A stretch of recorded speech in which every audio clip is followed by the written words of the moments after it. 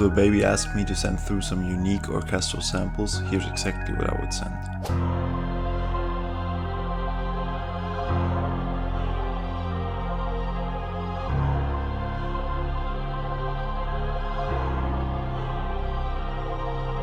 Started the sample off with the simple pattern in the scale of F sharp minor. We go from the 5 up to the 1 to the 2 and the 3 again, and then up to the 4 and then back to the 3 with this unique rhythm, so it's like very fast in the beginning. So here's what that sounds like.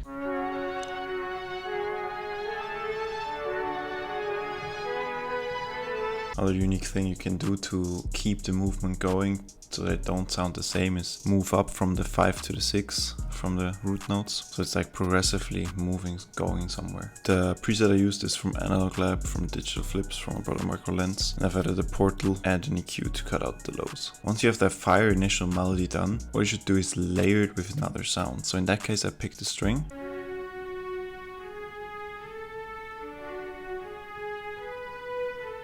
And if that first melody is nice and you can like layer it with another sound, it's only going to make it so much better. The string I used is from Novo Essentials, just a basic preset you get when you load up the full assemble, and some EQ to cut out some highs and lows. After I've laid down the initial melody, I always want to lay down a piano pattern with the bass line. So especially when making samples for Lil Baby, we don't want the bass to be like this, like in other dark samples. So what you can do is bring it down 4 semitones, so it's progressing further ahead, and that gives it that journey feeling of the melody. And with the last one, you can either keep it there, you can either go down 1 semitone, or you can go up 2 semitones. That's what we got so far.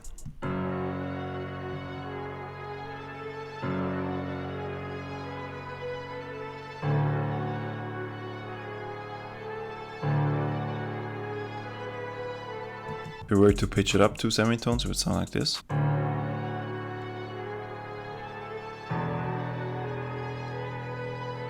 Pitching it up 2 semitones gives it a more happier vibe. If you pitch it down 1 semitone from the 6 to the 5, it gives it a more dark, sinister vibe.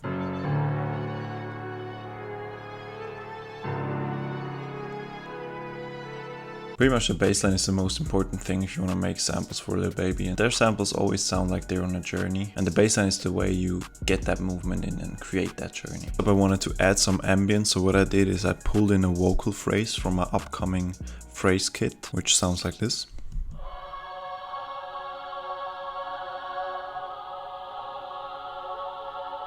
Just repeated it over, pretty simple.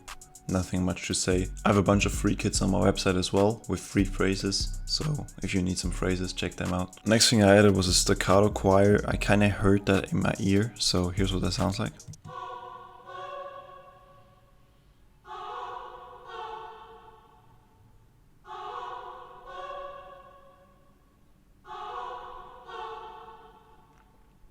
One thing that always works good with those Lil Baby type samples is if you have some staccato sounds, either strings or choirs or whatever, have them on the root note and on all these notes in between. So this one could either be here, on the G sharp, or on the A, or on the B. Don't use like the 5 and the 6 too much, that's the highest you can go. More centered around 2 and the 3 and the 4, and this is what it could sound like as well.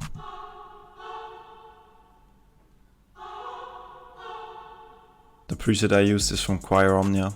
It's my favorite choir VST plugin at the moment. As of course I added the bass, just copied over the root note from the piano.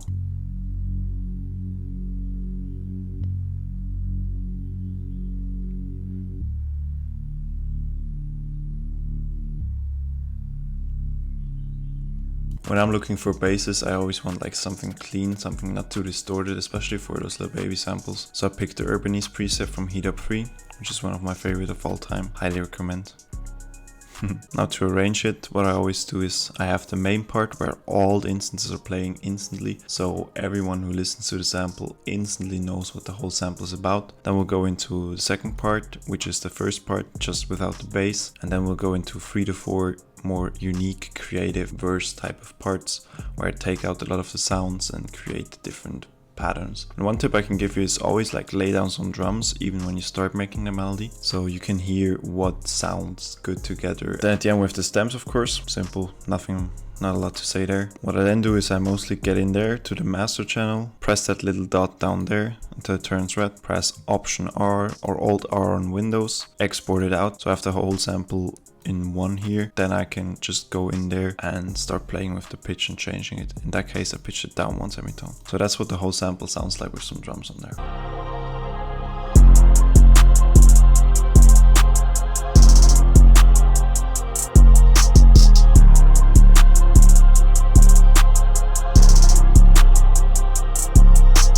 If you want to see my live, uncut, raw process of how I flip samples, check this video out, bro.